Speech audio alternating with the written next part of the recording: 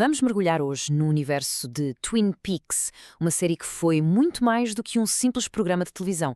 Tornou-se um verdadeiro fenómeno cultural e o que vamos fazer é descascar as suas camadas para tentar perceber a ansiedade profunda que a sociedade americana sente em relação à ideia do mal.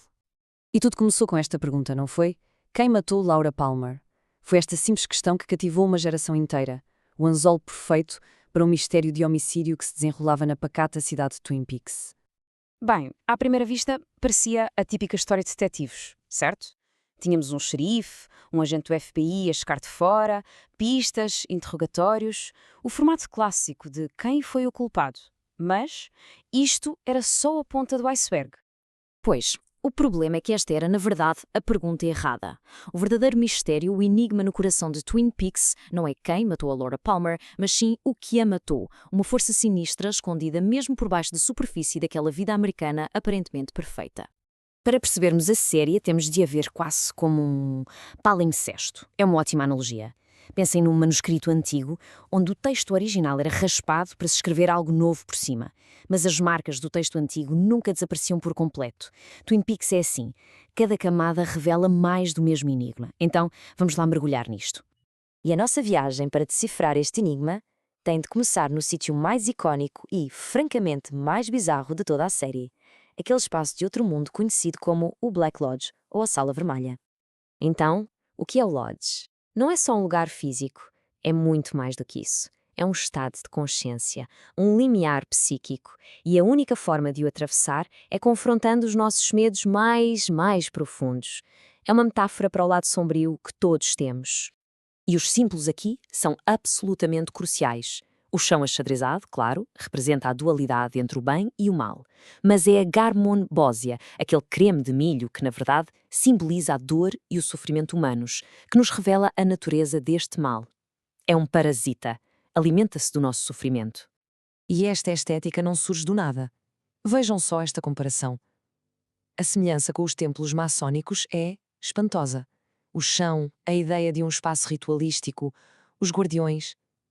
De repente, tudo o que acontece em Twin Peaks começa a parecer um ritual de iniciação. Um ritual sombrio e secreto.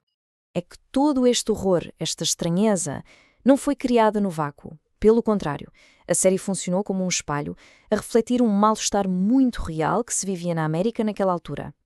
Pensem no contexto. Nos anos 80, a América estava a viver o chamado pânico satânico. Havia um medo generalizado de raptos de crianças, de abusos, e de repente, em 1990, Twin Peaks pega nestes medos todos e transforma-os numa história. Uma história que continua a ecoar hoje em dia, se pensarmos bem. E não foi só David Lynch. Olhem para o Stanley Kubrick. Tanto Twin Peaks como o filme De Olhos Bem Fechados exploram a mesma ideia aterradora. A de que existe uma camada oculta da sociedade, protegida pelo poder e pelo secretismo, que se aproveita dos mais vulneráveis. Este medo tem um nome muito antigo, Moloch. É uma figura quase mítica, associada ao sacrifício de crianças. Com o tempo, tornou-se um símbolo poderoso para qualquer sistema, qualquer força que consome a inocência para se alimentar e ganhar poder. E isto leva-nos ao coração filosófico da questão. A história de Twin Peaks apresenta um conflito que não é só entre o bem e o mal. É um conflito entre duas lógicas de sacrifício completamente opostas. Exato. Não se trata de uma batalha simples. É um choque brutal entre duas visões do mundo, duas formas completamente diferentes de encarar a vida e o sacrifício. De um lado, temos a lógica de Moloch. Sacrifica-se o inocente para ganhar poder. O forte consome o fraco. É uma lógica parasitária. Do outro lado, temos a lógica de Cristo. A redenção vem do sacrifício de si mesmo para salvar o inocente. É o oposto total. Esta ideia da proteção da inocência é tão central na nossa cultura que encontramos em textos fundamentais como esta passagem bíblica. Basicamente, o que nos diz é que corromper a inocência não é apenas um crime, é a transgressão suprema, algo que merece a aniquilação total. A psicologia também tem um nome para isto, a sombra coletiva de Carl Jung. A ideia é que toda a sociedade tem um lado sombrio, reprimido, e quando nos recusamos a olhar para essa escuridão, ela não desaparece.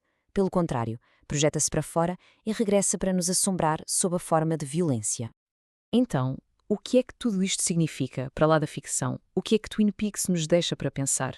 Bem, deixa-nos com um conjunto de questões bastante profundas. No fundo, a série obriga-nos a perguntar: o mal é uma força externa, cósmica, um demónio como o Bob, que nos possui? Ou será que Bob é apenas o nome que damos à escuridão que já existe dentro de nós, nas nossas próprias comunidades? E é aqui que reside o poder da série. Twin Peaks não nos dá respostas fáceis. Em vez disso, coloca-nos um espelho à frente e obriga-nos a confrontar este dilema intemporal. No fim de contas, a pergunta que fica a ecoar é esta: o que escolhemos fazer? Sacrificamos os inocentes para nosso proveito ou sacrificamo-nos por eles? É uma escolha entre a lógica do consumo e a lógica da redenção. E essa escolha vai muito, muito para além de uma pequena cidade fictícia no meio da floresta.